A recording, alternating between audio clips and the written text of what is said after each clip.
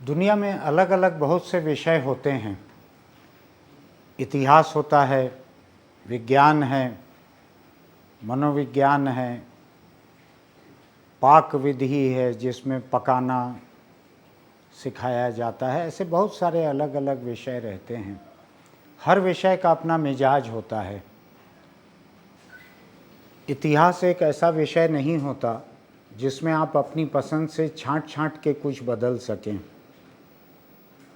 जो टीवी पे प्रोग्राम आते हैं, मास्टर शेफ़ और इस तरह के दूसरे, उनमें और पकाने के, कुकिंग के, बेकिंग के जितने कोर्स हैं, इनमें तो ज़रूर अपनी मर्ज़ी से फ़लानी चीज़ स्वाद के मुताबिक, फ़लानी इसके मुताबिक ऐसा कम ज़्यादा डाल के रंग जोड़ कर घटा कर कई तरह से चीज़ें बनाई जा सकती हैं। आपको किसी चीज़ में मीठा कम पसंद है तो आप वो कम कर सकते हैं। कुछ ज़्यादा कड़वा लग रहा है तो नमक के पानी में डुबा कर रख लेते हैं करेले को कुछ देर पकाने के पहले। वहाँ ये गुंजाइश है। लेकिन इतिहास ये गुंजाइश नहीं देता कि आपको जो पसंद नहीं है, जो गुजर चुका है, सैकड़ों साल पहले जो हो चुका है, आज अगर आपको वो पसंद नहीं है तो आप उसको अनदेखा कर दें, उसको मिटा दें। ऐसा इतिहास के साथ नहीं हो सकता। इतिहास गुजर चुका है, उसको बदलने का मतलब किसी मुर्दे के बोलने के तौर तरीके को बदलना, किसी मुर्दे को अंग्रेज़ी सिखाना या हिंदी सिखाना, इस तरह का है जो कि मुमकिन नहीं है, जो जायज़ भी नहीं है। लोग अपनी खुद की तसल्ली के लिए ये ऐसा करने की कोशिश कहीं करते हैं, लेकिन हालत ये है कि जिस जर्मनी में उनके अपने ताज़ा इतिहास का हिटलर खुद आज जर्मन लोगों की हिकारत का सामान है, वो उसको अनदेखा करना ज़रूर चाहते हैं, लेकिन हिटलर को अपने इतिहास से मिटा नहीं पाते। वो हिंदुस्तान में ही, हिंदुस्तान में कई लोग कई चीज़ों को मिटाना चाहेंगे, आज की तारीख में मिटाना चाहेंगे। कुछ लोग ऐसे हैं जो गांधी की हत्या से जुड़े अपने नाम को वहाँ से हटवाना चाहेंगे। कुछ लोग 1984 के दंगों से अपना नाम हटवाना चाहेंगे। कुछ लोग भिंडरावाले का साथ दे रहे थे स्वर्ण मंदिर में, वो अपने नाम को एयर ब्रश करवाना चाहेंगे। इंटरनेट पे एक नई शब्दावली है, एयर ब्रश करवाना, जिसमें वहाँ से आप अपने बारे में जो पसंद नहीं है उसको मिटवाने की कोशिश कर लें। तो चाहते बहुत लोग हैं। खुद गुजरात में 2002 में जो हुआ, तो गुजरात के बड़े बड़े नेता, जिनमें प्रधानमंत्री नरेंद्र मोदी भी शामिल हैं, वो भी चाहेंगे कि इतिहास के पन्ने से वो हट जाए, लेकिन ऐसा होता नहीं है। इसलिए भी नहीं होता है कि अब इतिहास केवल एक देश के किसी ताम्रपत्र पे लिखा हुआ नहीं रह गया, वो पूरी दुनिया तक चले गया है। आज दुनिया के बड़े बड़े ऐसे विश्वविद्यालय हैं जहां हिंदुस्तान के इतिहास की बहुत बारीक चीज़ों पे किताबें हैं, दस्तावेज हैं, शोध कार्य हुए हैं। तो आप कुछ भी मिटा नहीं सकते, आपकी हसरत हो सकती है मिटाना। अब हिंदुस्तान में कल खबर आई है कि केंद्र सरकार की जो पाठ्यक्रम तय करने वाली संस्था है, NCERT, जो स्कूलों की पढ़ाई का पाठ्यक्रम तय करती है, उसने दो बड़े कवियों को वहाँ से हटा दिया।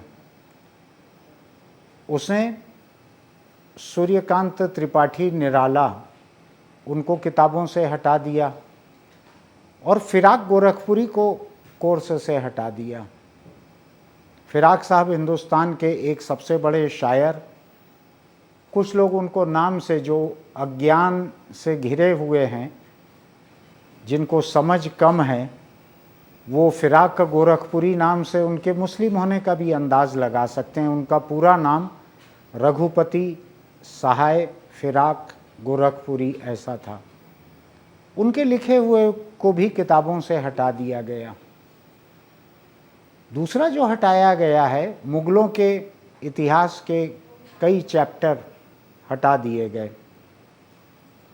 यहाँ तक भी समझ में आता है कि आपको मुग़ल नापसंद हैं, आपने उनको हटा दिया, उनके बारे में लिखा हुआ हटा दिया, लेकिन आपने औद्योगिक क्रांति का चैप्टर भी हटा दिया। हिंदुस्तान के इतिहास में जो औद्योगिक क्रांति हुई, आपने उसको भी हटा दिया। इसकी एक वजह मुझको जाहिर तौर पे ये लगती है, खासकर इस एक चैप्टर के लिए, कि आज के माहौल में हिंदुस्तान के उद्योगों को लेकर किसी तरह की क्रांति की बात बर्दाश्त नहीं है, क्योंकि क्रांति तो आम लोगों के हक को लेकर होती है, मजदूरों के हक को लेकर हो सकती है। तो उद्योगों के साथ क्रांति शब्द को नहीं रखना है, शायद ये सोच के हटा दिया गया हो ये चैप्टर। कुछ चैप्टर अभी इस साल हटाए गए, कुछ शायद पिछले साल हटाए गए थे। कुल मिलाकर जिस तरह दिल्ली की सड़कों से मुग़लों का नाम हटाया जा रहा है, शहरों से जिस शहर के नाम में कोई भी बाद आपको दिखेगा, आज अगर दिख रहा है, जैसे इलाहाबाद था या और कुछ, तो उसके दिन गिने चुने हैं उस नाम के, आज नहीं तो कल उसको हटना ही है। अब बाद को आबाद नहीं रहने दिया जाएगा, ये तय किया हुआ है इस देश ने, इस देश की सरकार ने।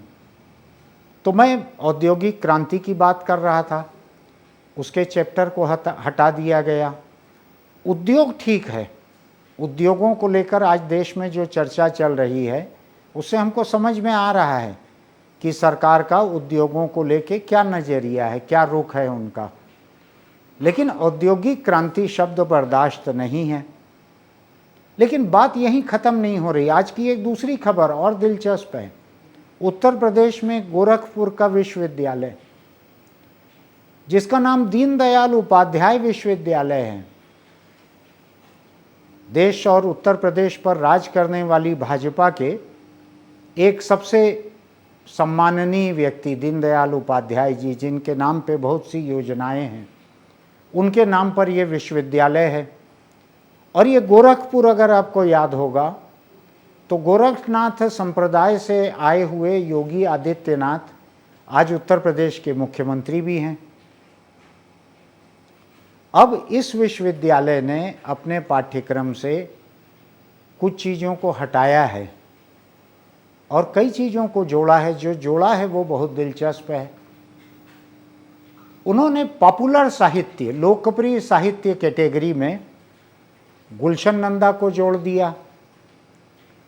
वेद प्रकाश शर्मा का लिखा हुआ एक उपन्यास, जासूसी उपन्यास, क्राइम थ्रिलर, अपराध उपन्यास, वर्दी वाला गुंडा या वर्दीधारी गुंडा, ऐसा उसका नाम था, जो पुलिस के बारे में था, उसको सुरेंद्र मोहन पाठक, जो जासूसी उपन्यास लिखने वाले एक और मशहूर लेखक हैं, इन सब की किताबों को कोर्स में जोड़ा गया है। इनका एक पर्चा होगा लोकप्रिय साहित्य का। यह है बड़ी दिलचस्प बात। एक किसी ने लिखा है, एक किसी गंभीर लेखक ने सोशल मीडिया पर आज ही लिखा है कि हम अपने माँ बाप से जो मार खाते थे जिन किताबों को पढ़ने के लिए, आज वो किताबें कोर्स बुक में शामिल हो गई हैं, कोर्स में शामिल हो गई हैं। तो अब उनको पढ़ने की टेबल पर, किताबों की अलमीरा में उनको सजा कर रखा जा सकेगा, जिनके लिए कल तक पिटाई होती थी। अब ये किया किसने है? ये योगी आदित्यनाथ की सरकार ने किया। जो स्थानीय विश्वविद्यालय का मामला है, उसका पाठ्यक्रम तय करना विश्वविद्यालय और राज्य ये करते हैं मिलकर। तो योगी जी के घर पर दीनदयाल उपाध्याय के नाम पर बने हुए विश्वविद्यालय में अब गुलशन नंदा जैसे लेखक, जिसके उपन्यास घर ले जाने पर लोगों को मार पड़ती थी, आज ऐसे लोग इसको देख रहे होंगे जिन्होंने अपनी पीढ़ी में इन उपन्यासों को देखा है। मैंने भी देखा है, मैंने भी पढ़ा है, लेकिन उसको रुक छुक के इधर उधर कहीं रख कर पढ़ते थे। ये इज्जत के सामान नहीं थे। यानी आज ऊपर गुलशन नंदा की आत्मा जहाँ कहीं भी होगी, उसको इतनी शांति मिली होगी कि उनके लिखे हुए को आज इतना सम्मान मिल रहा है कि कॉलेजों के कोर्स में पढ़ाया जा रहा है। और ये कोई शोध कार्य नहीं हो रहा है कि पॉपुलर साहित्य के ऊपर कोई शोधकर्ता इस पे रिसर्च कर रहे हों, वो नहीं हो रहा है। ये आम स्टूडेंट्स को पढ़ाने के लिए ये फेरबदल किया गया है। अब आपको ये सोचना है कि क्या स्कूल और कॉलेज में इतिहास के किसी हिस्से को हटाकर, कुछ अच्छे लेखकों को हटाकर, कुछ सतही और गैर साहित्यिक बाजारू लेखकों को जोड़कर आप किसी का भला कर रहे हैं? ये दो अलग अलग डिसीज़न हैं, दो अलग अलग फैसले हैं। एक एनसीईआरटी का किया हुआ है, एक गोरखपुर के दीनदयाल उपाध्याय विश्वविद्यालय ने किया हुआ है। ये आज सोचने की ज़रूरत है इस देश के लोगों को कि आपके बच्चों को जो पढ़ाया जाने वाला है उसके साथ किस तरह का खिलवाड़ हो रहा है। मैंने छत्तीसगढ़ में बसे हुए कुशाभाऊ ठाकरे पत्रकारिता विश्वविद्यालय को पहले दिन से देखा है, जब से बना है वो तब से देखा है। वहाँ पे एक के बाद एक कुलपति ऐसे आते गए जो कि राष्ट्रवादी विचारधारा के थे, हिंदुत्ववादी विचारधारा के थे, जो संघ परिवार के बहुत ही चहेते थे। और मैंने इस विश्वविद्यालय में एक सेमिनार के बाद दूसरा सेमिनार, एक वर्कशॉप के बाद दूसरा वर्कशॉप, एक व्याख्यान के बाद दूसरा व्याख्यान राष्ट्रवादी पत्रकारिता का होते देखा है। राष्ट्रवादी पत्रकारिता, राष्ट्रवादी लेखन, राष्ट्रवादी विचार, ऐसा लग रहा था कि ये कुशाभाऊ ठाकरे राष्ट्रवादी विचार विश्वविद्यालय है। पत्रकारिता में किसी एक विचारधारा की जगह बड़ी सीमित हो सकती है। पत्रकारिता एक अलग तकनीक है, एक अलग पेशा है, उसकी अपनी ज़रूरतें हैं उस पढ़ाई की। उनको सबको छोड़कर राष्ट्रवाद थोपा गया। पिछले 20 साल से मैं देखते चले आ रहा हूँ। आज यहाँ पर कांग्रेस की सरकार है, लेकिन वाइस चांसलर संघ परिवार की विचारधारा के हैं। वो संघ के खुद के पुराने अखबारों में काम किए हुए हैं, सोच वही काम कर रही है। तो ये सोचने की ज़रूरत है कि हमारी पढ़ाई लिखाई जा कहाँ रही है। क्या हम सचमुच दुनिया में जाकर कहीं इज्जत से कह सकेंगे कि हम हिंदुस्तान के विश्वविद्यालय में पढ़े हुए हैं? क्या हमारी इस पढ़ाई की कोई साख रहेगी बाहर? ये सब सोचने की ज़रूरत है। और जो लोग ये सोचते हैं कि इतिहास मानो पेंसिल से लिखा हुआ है, उसको एक रबर इरेज़र लाके उसको रगड़ कर मिटा देंगे तो पन्ना फिर साफ़ हो जाएगा, स्लेट फिर क्लीन हो जाएगी, ऐसा होता नहीं है। आपका इतिहास आज दुनिया के कई कोनों में दर्ज है। आप मिटा लीजिए। आप जिन जिन चीज़ों को मिटा रहे हैं, लोगों का ध्यान उसी तरफ जाएगा। तो आज की इन दो खबरों को लेके मैं एक ये छोटी सी चर्चा यहाँ पर आपसे करना चाहता था कि इसको सोचिए कि आपके इतिहास के कौन से हिस्से को हटाया जा रहा है। और हिंदुस्तान की 99% आबादी उद्योगों से जुड़े हुए क्रांति की ज़रूरत वाले हिस्से की है। 1% से कम जो हिस्सा है, जो उद्योगपतियों का है, उसकी नहीं है। तो किसी भी तरह की क्रांति के शब्द से चिढ़ जाना ये जायज़ नहीं है। मुस्लिम इस देश में अगर शासक थे तो वो एक हकीकत है। अब ये सरकार एक कोशिश और कर सकती है कि ताजमहल को मिटा दे, कुतुब मीनार को मिटा दे, लाल किले को मिटा दे। लाल किले की जगह अगला स्वतंत्रता दिवस का भाषण किसी और जगह से कर लें मोदी जी। ऐसे कुछ और फैसले अभी लेने बाकी हैं जो लिए जा सकते हैं। अगर मुस्लिमों का नाम, मुग़ल शासकों का नाम पूरी ही तरह से मिटाना है तो फिर बहुत सी इमारतों को हटाना होगा। ये केवल कोर्स बुक से कुछ चैप्टर हटा देने से और सड़कों के नाम बदल देने से और शहर मोहल्ले के नाम बदल देने से नहीं होगा। तो इन बड़े फैसलों के बारे में भी सोचना चाहिए सरकार को, क्योंकि आज उसके पास संसद में इतना बाहुबल है कि वो ये फैसला ले सकती है कि हमको हटाना है ताजमहल को।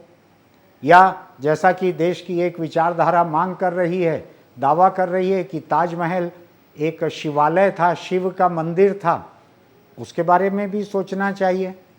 आखिर बाबरी मस्जिद वाली जगह एक मंदिर के लिए दी ही गई, अदालत ने भी साथ दिया उसमें। हो सकता है ताजमहल के बारे में भी कोई जज साथ दे दें। आखिर जजों को भी तो अपना बुढ़ापा गुजारना है किसी तरह से। तो ऐसी बहुत सारी बातें हैं, लेकिन बातों को अंतहीन कितना बढ़ाया जाए। तो फिलहाल सोचिए कि इतिहास ऐसा नहीं है कि जिससे आसानी से छुटकारा पाया जा सके। आप जिन जिन चीज़ों को मिटाना चाह रहे हैं उस तरफ लोगों का ध्यान जा रहा है, पूरी दुनिया का ध्यान और अधिक जा रहा है।